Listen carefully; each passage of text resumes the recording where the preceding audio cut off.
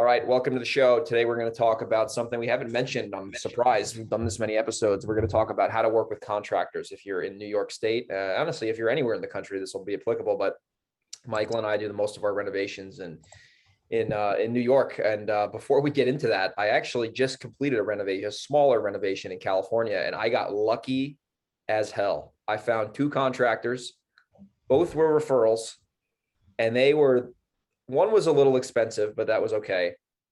They were the most reliable contractors I've ever worked with, honestly. Actually, second most reliable contractors. And I barely knew these guys from a hole in the wall. I showed face there like 2 or 3 times just because it was 20 minutes from my house. So the point of that is that sometimes you're going to find some gems. And once you start doing volume, you'll find out if they're really gems. And then we're just going to cover everything you need to know about contractors today in the next 30 minutes. So we're going to cover how they work, what to look out for, what to say to contractors, what not to say to contractors. That's the key there. So Michael, what has your experience been? You've renovated a lot more houses than me with contractors. And we're also going to talk about the difference between hiring a GC versus subbing out the job, because that's a whole other, can of worms. So I get asked a lot about contractors, right? One of the main fears that I find that people who haven't done this business have are, how am I going to find a contractor? And I don't have a great answer to it, right? It's something that I honestly say I can't really give. There's no magic. Everybody wants this magic thing, like dial this number and some guy will refer you a contractor who's going to be quick, cheap, and good. But the truth is, those are the 3 things, right? Speed, quality, and price. And someone once told me that you hope to get 2, right? You almost never find 3. So you have to sort of decide which one you're gonna be easy on, right? Are you gonna pay a little more? Are you going to have somebody that's not as quick, or somebody that's not as good? And I think you really should think about it that way. But there is no easy answer, right? I remember I saw like a video 10 years ago where the guy said, go to Home Depot at like 6 a.m. when they open, and you'll find the best contractors, because those are the guys who are there early. And I bought like a sign. It was like one of these things I picked up, and it was like, we're looking to hire. And it didn't really result in much. So I don't think there is. Maybe if I did that every day for a year, I could find people, but you don't really know if somebody's good just because they come over to you at Home Depot. There is no quick and easy answer to how to find good contractors. I think everybody wants that, but we'll talk about finding contractors, and we'll talk about how you sort of protect yourself against contractors who may try to screw you. And I think it's the most important thing to understand is that there is no easy answer. The reason why scaling a flipping business where you're actually doing work, major work on a property, is so hard to scale, one of the main reasons is because hiring contractors is not easy. There is no I 100% agree with you. I think the only way to scale the flipping business, if you want to do that, if you have the craziness, if you really want to get into that brain damage, is you got to have your own construction company or something where you're controlling it, but you're still like, even then, like I know guys who really do a lot of flips, and they have a whole project management team, but even then it's hard. It's still hard, right? And in New York, it's harder than a lot of other places because dealing with the local municipalities is very difficult, and licensing for these guys is not so easy. So, for instance, I'm in Nassau County, so you might have a Nassau County home improvement license, but if a guy's doing work in a village of Malvern, he needs to be approved with the village of Malvern. So when you're doing work in certain areas, you need to go and ask them for an approved contractor list, and then go through that. And they may not be the contractor that you use; that may have different guys. So yeah, that's all up in the valley. That's everywhere. Hard in New York, and costs here are higher, right? People pay their subcontractors and their laborers more here than a lot of parts of the country. So in general, costs are higher, and it's hard. It's a hard thing in New York. There's no easy way, but we're going to give as many tips as we can to make it. So I'll kind of get into like how to find contractors, or at least how I've found contractors. And this is not rocket science here, but it's referrals, right? And that's the number one way that I've found contractors. Funny, one of my best guys, actually, the way I found him was actually from a PPC ad.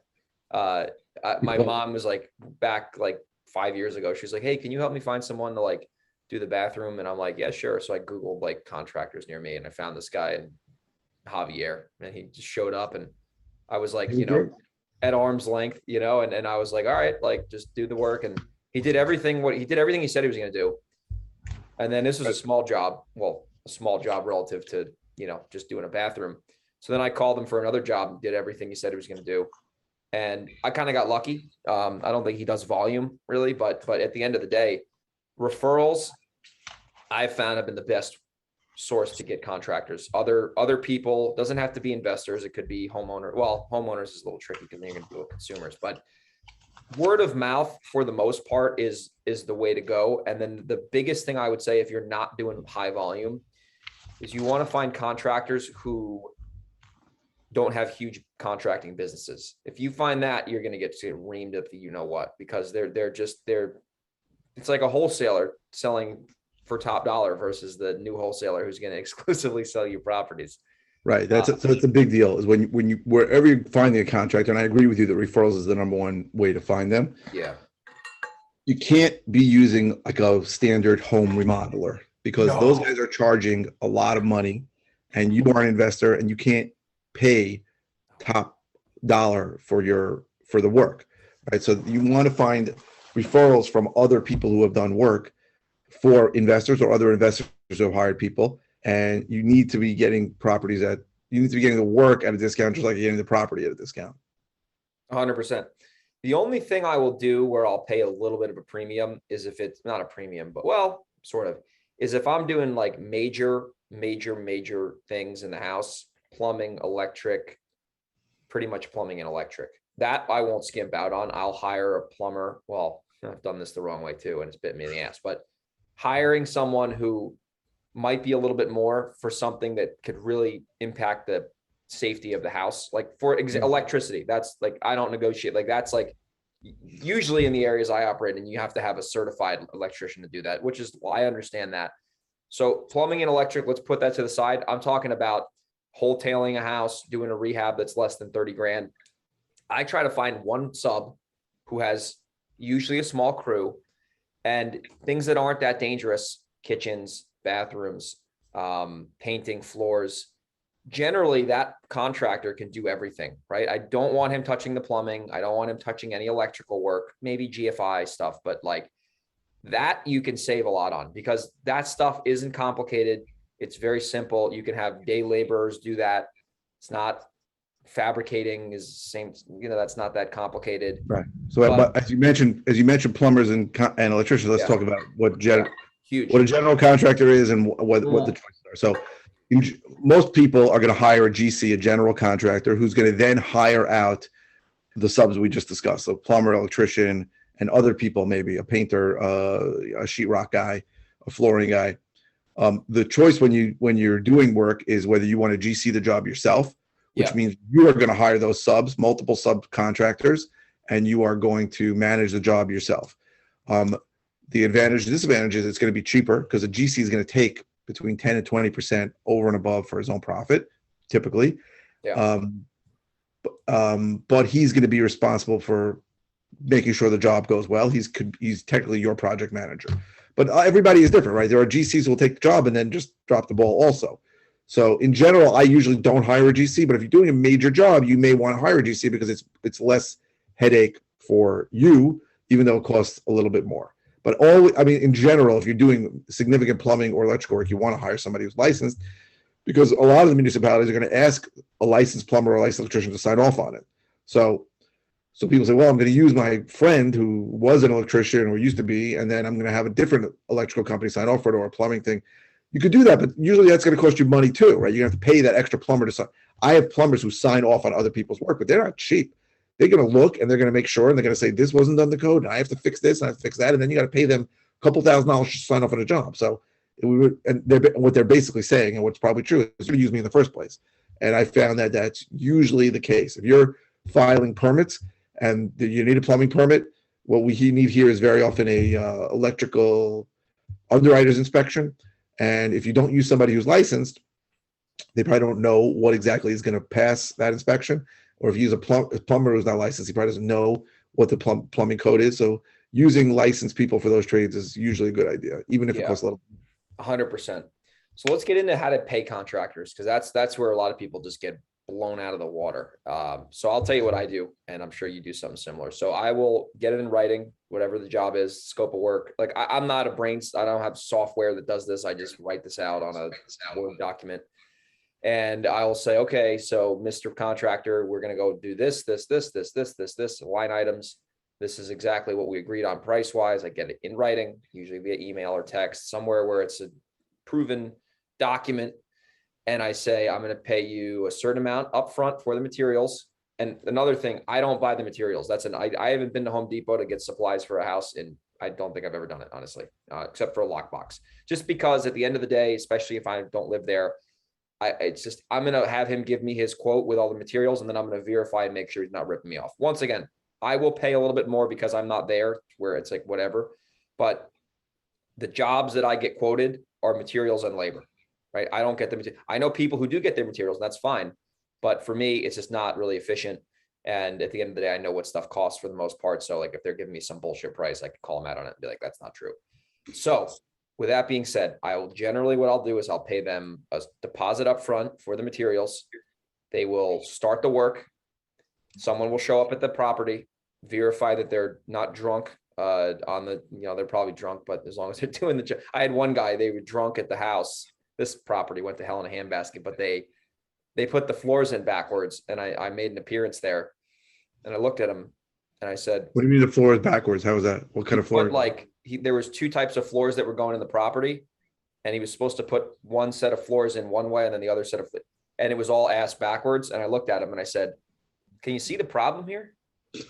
And he was like, he looked at me like I was from outer space, as you would say. And I said, this doesn't look right. You already put the floors in and they're backwards.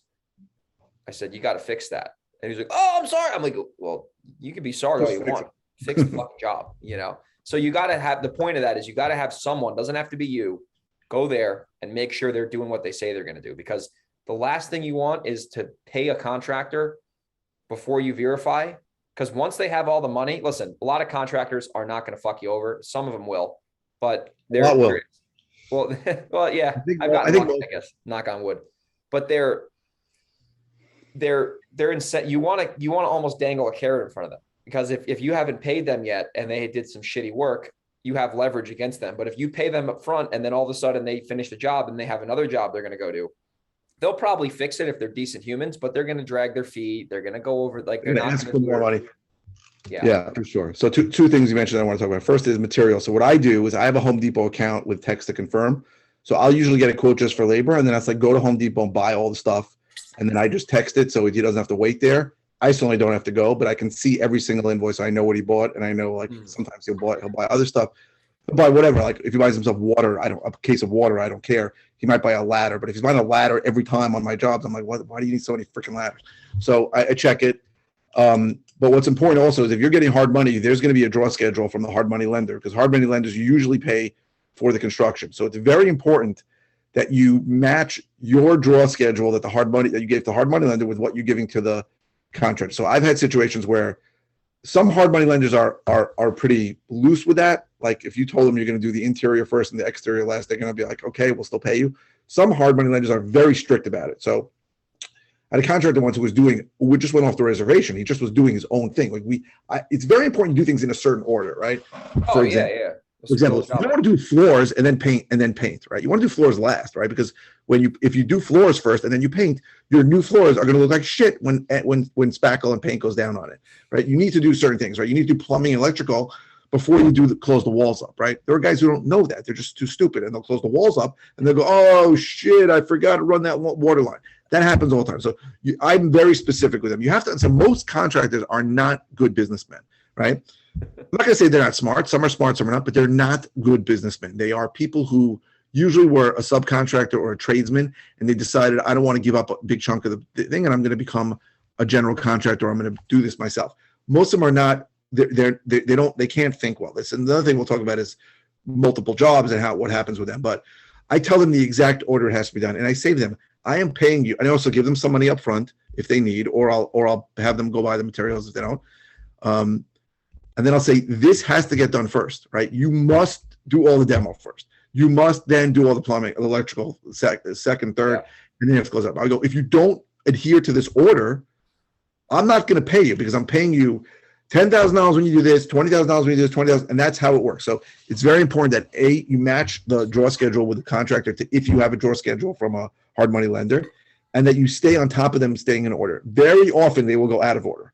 They'll be like, oh, it's a sunny day, I'm going to do the siding now. I'm like, the lender is not going to pay me for the siding until the bathrooms are done. Don't do the siding now. So these are the kinds of things where, and I still believe, I am a firm believer that you could create an incredibly lucrative contracting business with simply the promise that you're going to speak to the clients every single day. That's all, just every single day. Well, I'm going to call you every single day. Even if nothing's going on, I'm going to call you and tell you why nothing's going on, right? And I've done major renovations in my house several times. And when the contractor starts, you're like, this is great. The framing goes up so fast. This is great. You love the guy. He's amazing. And then as things progress, you want to kill him. In general, most people want to kill their contractor. Once in a while, you have a good experience, and it's just because of lack of communication. These guys don't communicate, right? Where the hell is he? He hasn't been here in 3 days. If you're not coming for 3 days, it's fine. Tell me that you're not coming because the guy who does the taping and spackling is sick. Whatever it is. It's all it takes. Just have communication every day. I think you could create a $20 million contracting business anywhere. Just saying, I am going to be in touch with you every day. Do you prefer phone calls, texting, email, whatever you prefer? I'm going to contact you. And even after we're done, I'm going to talk to you if there's a problem later. And most guys are not going to communicate with you, and they're going to disappear, and they're not going to be honest with you. I'm on my way there when the guy's like in Virginia. Oh, I've heard that story too many times. Oh, I'm on my way. I'm in traffic. Stuck in traffic and doesn't show up for 4 days. That's some bad traffic, right? So it's very important that you give contractors an order. There is an order to do work that makes sense. There are orders that don't make sense. You need to communicate with them. If you don't adhere to my order, you're not getting paid on work that you do because you didn't do it in the right order.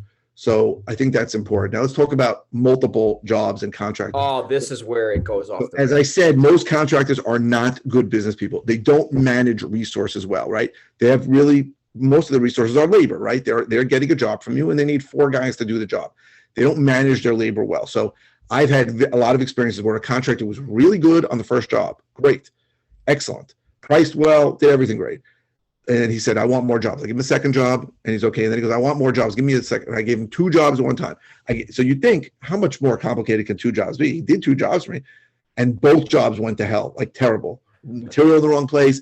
Guys are not there. It almost took much more than twice as long to do 2 jobs as it would have been if I just gave him 1 job and the next job, because he wasn't able to manage his resources well. So it's hard, right? If you use a contractor and he's good, and he's quick, and he's good, he's quick, he's cheap, he's all the things you want, and the guy says, please give me more business, it's hard to say no, but you have to be very, very careful, because and some guy could manage 2 jobs, and when you give him 3 jobs, they all turn to hell. So you have to be on top of them, as you said, whether you're going there to see it, I don't know about every day, but almost every day, or you're sending someone to see it pretty much every day. You need to be on top of them, and then and recognize where things start veering, right? Once the guy starts telling you, yeah, I'm going to be there this afternoon, and then you send somebody there at 9 p.m. and no one was there, and then you go, what happened? And he goes, the guy wasn't there? What do you mean? Oh, that's the they told me he was going there. He'll get it done this weekend. And that's the kind of thing that just gets dragged on a lot. And what's really happening, so let me tell you what really happens most of the time. Because these guys don't know how to manage their resources, they keep taking on new jobs, right? Because for a lot of people, especially if it's a regular retail home remodel, they get a huge deposit up front, and they need that cash because they don't know how to manage the cash. They don't know how to manage the payroll. They don't know how to manage all their resources. So you have 2 jobs coming in, and then they go and they take a job, and they take a big deposit, and they need to show that guy some work right away. And if that means taking all their resources away from your 2 jobs to make that new homeowner happy, where he's probably going to make more money than you're paying him, he's going to do that. And that's just what happens. Or people leave and the guy didn't, the guy pissed, the guy didn't buy them lunch, and they all got pissed and walked out. Things like that happen all the time. And they're not going to be honest with you. Like, no guy's going to tell you, hey, all my workers left me. They all left. No one's going to say that. He's going to say, oh, I had a problem, I'm getting them tomorrow. Yeah, they just don't, a lot of them are insecure and unable to be honest with you about what's really going on. And that is very, very common with contractors. So you have to be on top of them and make sure that, as you said, that you owe them money, so that enough money that it incentivizes them to finish your job. Yeah, that's that is the nugget of the show, honestly, because at the end of the day, it doesn't matter where you're doing this. I mean, in our area, it is a little more expensive just because of the costs and stuff, but especially with the hard money, when you have a draw, I don't personally, I hate doing that because at the end of the day, I end up fronting the money anyway. And then it's like kind of like this limbo period, but the contractors mostly cannot manage. Like I had one time, I remember this, it was the same job.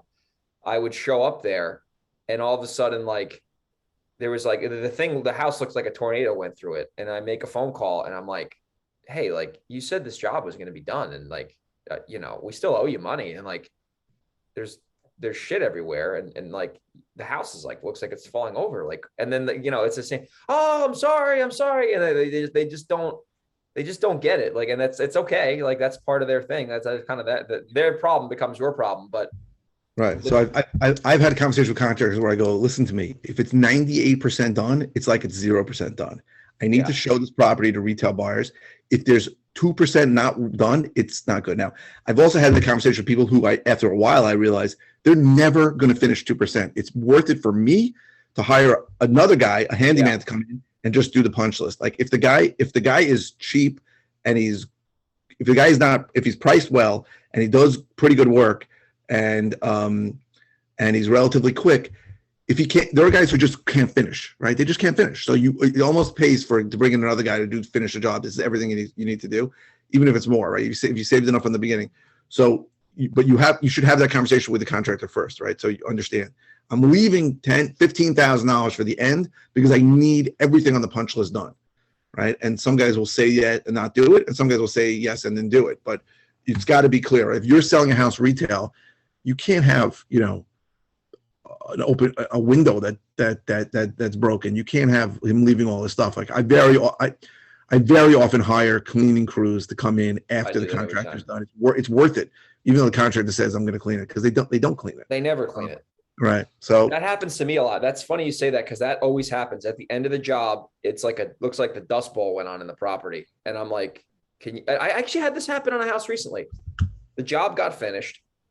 And I called the contractor, and I obviously wasn't there. Actually, no, I went there. This one, I showed up, and then after it was done, because I was in New York, and I said, you got to go back there and you got to clean all the cockroaches out of the property. And he's like, oh, I clean them out. And I'm like, all right, well, you clean them out. So he sends me this video, and now I'm in California, so there's really nothing I can do.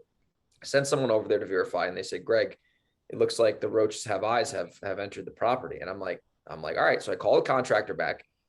I said, listen, you said you cleaned all the fucking cockroaches out. They're still there. So go over there and clean them. And I was pissed because I paid him. He goes over, cleans the fucking property. 2 days later, same thing. They're back, or he didn't do anything. So then, you know what I did? I called the cleaning company. You can't blame the guy for cockroaches. They come from other places. But he didn't clean them. He didn't clean them. He lied to me. I said, dude, just, if you can't do the job, just tell me. So then, you know what I did? I hired a cleaning company, I hired the heart surgeon to do heart surgery, and magically they never came back. So isn't that crazy? It's hard with cleaning also, because I've seen jobs where they were a disaster and the guy cleaned it like 90%. And he did a huge amount of work. He spent hours doing it, but it's still not where you want to show it.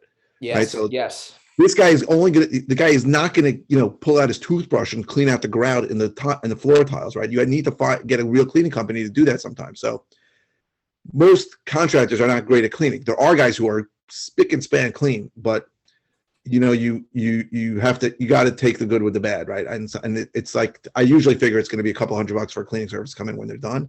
And it's easier not to fight with the guy about how dirty he left the place and just have the cleaning crew come and just clean it all. As long as all the major stuff is done.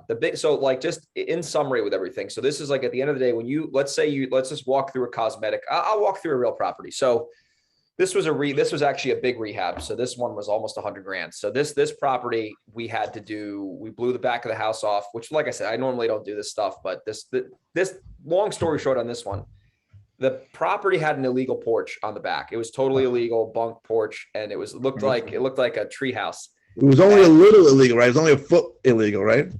Yeah, maybe. It looked like it was like a hazard. Like if you walked on this porch, you might be, deceased. It was like the thing would fall over. So we got a permit, which I don't like doing, and we ended up knocking the whole back of the property off and built a deck. But what ended up happening was this contractor, and this is where, like, this is a whole nother, I guess, show, but we did a good job. Like, he did a good job. He did everything he said he was going to do. The house looked really good. But I realized that there were some things in the property after this renovation occurred that didn't really make a lot of sense. Like, for example, we did the whole entire house. It was a gut job for the most part, at least downstairs. We blew and took the wall out upstairs, like did a lot of shit. But I realized that we didn't put the right like the countertops kind of looked like shit. And then the cabinets, we didn't paint the cabinets, which is a small thing to do. Like, it doesn't cost a lot of money. You didn't do the kitchen? We did the kitchen, but we didn't paint the cabinets. So after the whole thing was done, it just didn't look that good. And the cabinets just looked shitty. And I'm like, oh, we should have painted these. We didn't end up doing it. We still sold the house. But then even in the bathroom, like, the whole house is renovated. And then the bathroom wasn't up there. It's just the bathroom, when I walked the property, everything looked like shit except for the bathroom. So I'm like, you know what, forget about the bathroom, forget it. So then, like, it just didn't look right. Right. And like, so the point of that is, like, if you're not really there, like I wasn't really running that job, you can do a lot of the work. And then if you're not clear, like, I should have added the bathroom there, it would have cost me maybe another, I don't know, $3,000. So like, there's a lot of little nuances, and a lot of these contractors aren't really going to pick up on that. Like, sometimes the good ones will say, hey, you know what? I know we're doing this, but I really think it would make more sense if we did that. No, most won't. Yeah, most won't. So then, like, all of a sudden they're going to complete their scope of work. And then, you know, you're stuck with this property that it'll probably sell, but then it's not. Is a lot of the stuff I realized when you're doing a house flip, it's like these small things that don't really seem that important really sell the house. Like having a good bathroom. That's a whole, we can do a whole other show. Where that's what we'll do next. When I was gut renovating everything, the hardest thing I had to do was decide what to do and what not to do. Oh man. We should do a show on that. It's not a simple thing, but I came up with a pretty good system for it. But when you're talking to contractors, you know, most of the time they want to do everything, right? They want everything as possible. But when something is not right, they're very rarely going to say, hey, you should do this. I think it's important. They just don't come up with it. But the first time they're not even there. They send people they don't even know. So yeah, they send their crews there. So last thing I want to cover on the contractor topic is, you mentioned something in the beginning: good, cheap, fast. Pick 2 out of 3. So I'll tell you what I pick, and I want to hear what you. So what I normally will do is the fast. The fast is usually, because at the end of the day, if you're flipping a house, fast is really going to be correlated with price, because the longer you have the house, you know, the longer it's going to, the more money you're going to pay. Like, every day you own a house with hard money, it's like a couple $100s a day minimum, if not more, depending on where it is. So I look for fast. And at the end of the day, I personally will usually pay a little bit more if the work is decent, right? So you're looking for fast and good and paying a little more. Fast and good, paying a little bit more. What about you? And that's just my preference, because if they can get it done, they can get it done. You know, I found that cheap contractors ultimately will cost you more money, because when you get the home inspection on the flip, there's all this work that was done shitty, and all of a sudden you got to bring someone else in, or you got to give them a credit. And so it just turns into the truth is, it's a question of how much, right? So most of my experiences have been with cheap and good, and not so fast. Now the question is, did their lack of speed end up making them not cheap? Probably on a couple of occasions it screwed me over. I had a deal that took over a year, should have taken 4 months. Wow. But you know, I wish I had a list of contractors where I can see good, fast, cheap. You know, you could check them off and say, oh, this one I need a fast and good guy, and I'll pay more. I wish I had that kind of lineup of guys ready to go. You know, sometimes it comes down to who's ready to do the job, right? You close. Oh, absolutely. You look for a guy, and the guy goes, I just started a job, I'm gonna be here for 4 months. And you're like, I'm not waiting for you. I got to find somebody else. So in general, my experience most of the time has been I'm getting cheap and good and not so fast. But obviously, as we discussed, at some point, not so fast ends up being not being cheap. So that's what I found. But there's no right answer, because cheap is all relative, right? You know, some guy could be, if a guy's 4 times as much money, you're not going to use him, even if he's fast and good. And if a guy is 4 times as slow, you're not going to use him, even if he's cheap and good. So, and good is all relative, right? Sometimes you say the guy did a great job on this house, and then he sends 3 guys who don't know how to put tile in on this house, and I go, this bathroom's fucking disaster. That's happened. I'm like, well, who did this? And he's like, oh yeah, it doesn't look so good. I'm like, no shit, it doesn't look good. You got to break these tiles off and do them again. So it happens. There's no right answer, because they're all different functions of how much they are, right? How much is not fast going to cost you, and how much is not good going to end up making you do it again. Yeah. So there's no answer, but I would say overall, I've probably gotten cheap and good over fast, and then I just sort of keep it in my mind. So the only way, one nugget is, and this is hard to enforce, but I've told people you need to finish this job by X date. If you finish by X date, I'll give you an extra $5,000. If you don't finish by that date, not only am I not giving you $5,000, but I'm taking $200 off of our contract price every day. The problem is if some guy really jerks you around at some point, he's not going to come and finish a job. So ideally, you want to put incentives in to finish quickly, and you want to put penalties in if they finish slowly. But understand, there's only so far you can go with enforcing that, because a lot of these guys, if they have a license, can put a mechanics lien on your property because you didn't pay them, even if you have a contract that says you're not going to finish by a certain date. They can always come up with the excuse why. And it's easy to file a mechanics lien, which sucks. You can't sell the house, and you can get a mechanics lien even when you paid the GC and he didn't pay a subcontractor. Oh, you can get screwed doing that. So I would say that you want to incentivize speed with money, and you want to penalize lack of speed, but it only goes so far. Yeah. So you want to know the cure for this, for all the listeners? The cure, well, one of the cures, if you want to get involved in this crazy world of rehabbing, is the best way to prevent most of the jobs from going south, at least having a buffer, is buying the property at the right number. The number one thing I see with people is if you overpay for a property and you're operating on a slim margin as a flipper, if you have one contractor do the wrong thing, your whole profit could get sunk, right? So if you can get into the habit, and we've covered many episodes on this, on spending time doing the right things by finding deals at the right number. And this is something that a lot of big flippers will say this: you get it at the right number, you can have a lot of these other things, these ancillary issues, solve themselves over time. But if you overpay for a property and your budget is 30 and you can't go a penny over, that's when you start getting desperate as a flipper. And then all of a sudden your $25,000 profit turns into $5,000 and you basically did a house for free. So you gotta buy the deal at the right number. I've had 3 properties where I screwed up. I didn't over improve them, but I asked too much for them, and it took a long time to sell, and I lost money on each of them. So that's another discussion. But it's very easy to over improve a property. It's very easy to get into the habit of might as well, right? Might as well, right? Might as well. Yeah, I just did that. You do these kitchen cabinets, and then the contractor goes, "Well, these floors aren't so great. You might as well do them too." And you go, "All right, how much is that going to cost? A couple $1,000s, okay." And that thing happens for everything in the house. It never ends, right? The closet on the 3rd bedroom upstairs is a little small. You want me to expand it? And you're like, how much is that going to cost? It's like $800. But all these things keep adding and adding and adding, which is why I hate doing construction, right? My goal really is to get to zero construction. I'll never get there, but these are the parts of the business that I abhor, because it's just so easy to get into more and more. So I like doing as little work as possible. And then if I need to do more, I'll do more after, even if that costs me more when I do it. But that's off topic.